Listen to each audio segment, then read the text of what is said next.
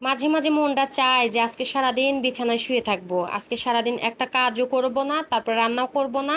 তারপরে আর কি করার, মেয়ে মানুষের জন্ম নিয়েছি, রান্না তো করতেই হবে, খেতেই হবে। তারপর বাচ্চা কাচ্চা আছে, স্বামী আছে, তাদের তো খাওয়াতে হবে।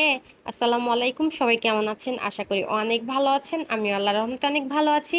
যাই হোক, আজকে সকাল থেকে ভিডিওটা শুরু করতে পারিনি, কারণ সকাল সকাল ঘুম থেকে উঠেই তো তৃতীয় বিশ্বযুদ্ধ শুরু হয়ে যায়। নাস্তা বানাও, ছেলেদেরকে রেডি করাও, মাদ্রাসায় নিয়ে যাও, আবার মাদ্রাসা থেকে এসেও আরো অনেকগুলো কাজ আছিল, সেগুলো করে নিয়েছি। তো তারপর হচ্ছে একটু রেস্ট নিয়েছি। ওই যে আমি হচ্ছে 11:30টার সময় শুয়েছিলাম, ঘুম থেকে উঠেই দেখি হচ্ছে 12:30 বাজে। মানে এত পরিমাণ খারাপ লাগতেছিল, মানে ভাবতেছি যে আজকে যদি আমি না শুই তাহলে আর রান্নাঘরে গিয়ে রান্না করতে আর পারতাম না, রান্নাঘরে শুয়ে শুয়ে ঘুমাবো। মানে এত পরিমাণ ঘুম লাগতেছিল, মানে সকালবেলা ঘুম থেকে উঠা লাগে, আবার হচ্ছে রাত 12টার আগে তো আর বিছানায় যাইতে পারি না। মানে সারাদিন এটা সেটা করতে করতে সারাদিন চলে যায়, ঘুমাবো কখন আর।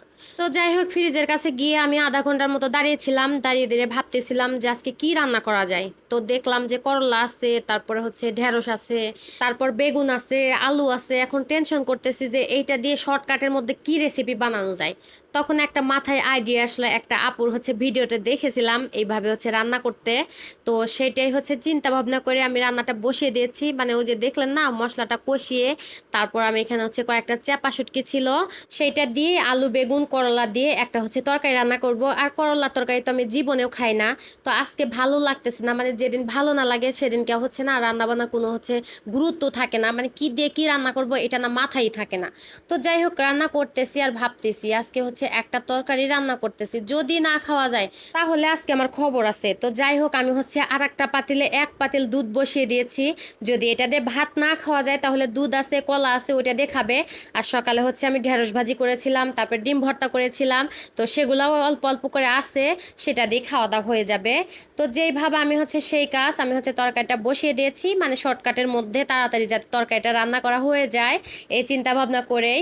তো আমি শুধু ভাবতেছি যে আল্লাহ, কি যে হবে তরকারিটা যদি না খাওয়া যায়।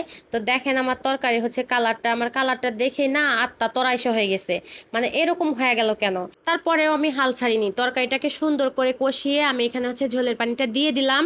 আর হচ্ছে না হয় আজকে তরকারি খাওয়া যাবে, না হয় ফালায় দেবো, দুইটার একটা হবেই। তো যাই হোক, আমি হচ্ছে ঝোলের পানিটা দিয়ে দিলাম। আর কি বলবো, এর মধ্যে হচ্ছে আমার স্বামী বাসায় এসেছে, এসে বলতেছে যে আচ্ছা আজকে জানি কে কি করতেছে। মানে সিঁড়ি দিয়ে উঠতেছি আর এত বাজে গন্ধ লাগতেছে, মানে বলে বুঝাতে পারবো না। তারপর আমি একটা ঝাড়ি মেরে বললাম, কি বলো না বলো, আমি যে সুন্দর করে আজকে তরকারি রান্না করেছি, খেয়ে দেখো কি মজা লাগবে। তো বলতেছে তুমি এই কাজ করেছো, আজকে যদি তরকারি না খাওয়া যায় তাহলে তোমার খবর আছে। আরে ভাই, কি আর বলবো, এত কথার কথা, মানে তরকারিটা দেখে এত কথা শুনাইছে, কি আর বলবো। তো যাই হোক, অবশেষে আমার তরকারিটা রান্না হয়ে গেছে।